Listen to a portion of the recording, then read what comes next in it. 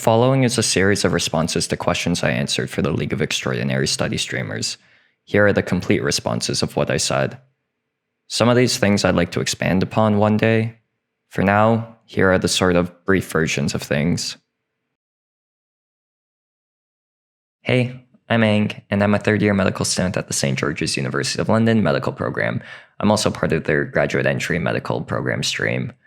So I'm Hong Kong Canadian in the sense that I was born in Canada and raised there. However, my parents are from Hong Kong. I am currently studying in the US doing my clinical rotations because I possibly want to practice medicine here, but we'll see. I'm looking forward to meeting all of you guys.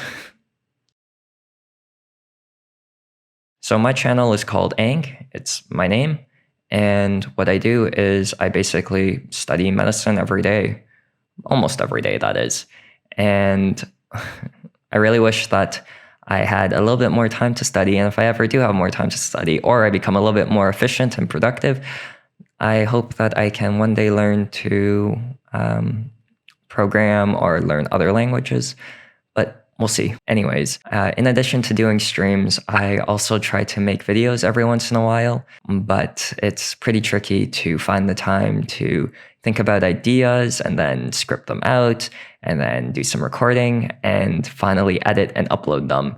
But I enjoy the creative break from studying medicine, and I hope to continue to do it in the future.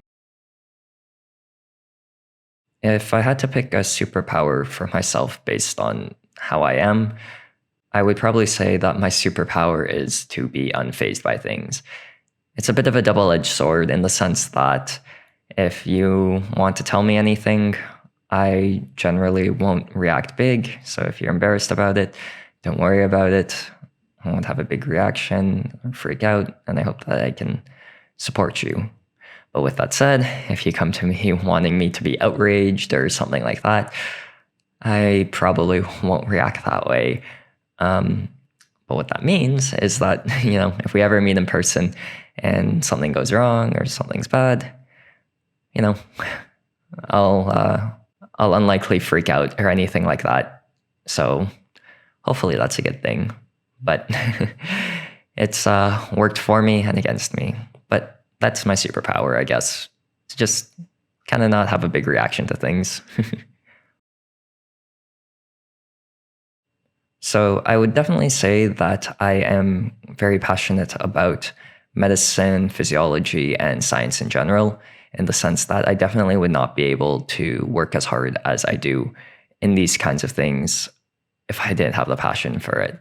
With that said, though, I would definitely describe my relationship with medicine in the way that a Austrian writer described marriage, in the sense that marriage is a state where one cannot live with or without someone. And I'm paraphrasing here, but I would definitely say that this kind of accurately describes my marriage to medicine right now.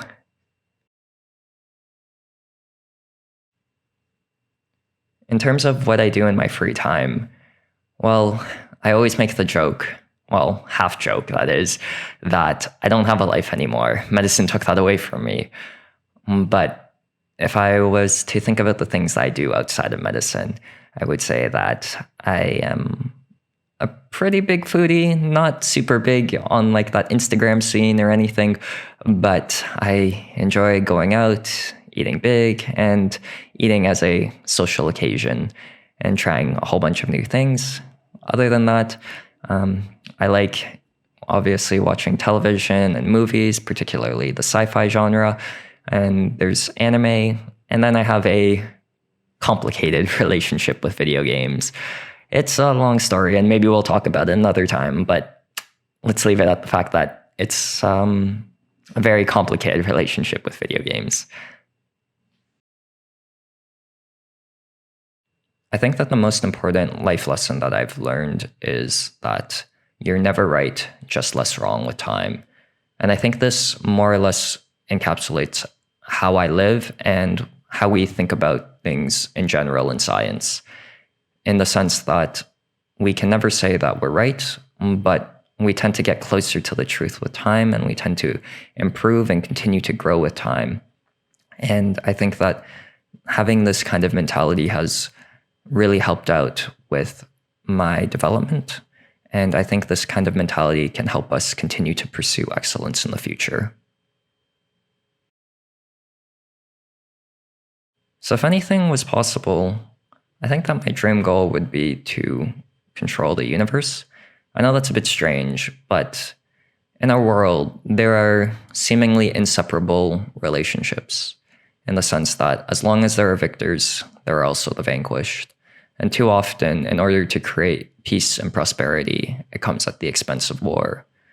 And even the technology that has allowed us to survive as long as we have by being able to adapt to our environments with random DNA mutations, it's also the thing that can cause cancer. And our very existence itself adds to the entropy of the universe. That is, how disordered the universe is. So I don't know what is good or bad, or if these kinds of things exist on absolute terms, but I think it would be pretty cool to be able to create the universe in a way that we would want, or we would experiment to see how we would like the universe to be, rather than simply existing in it first.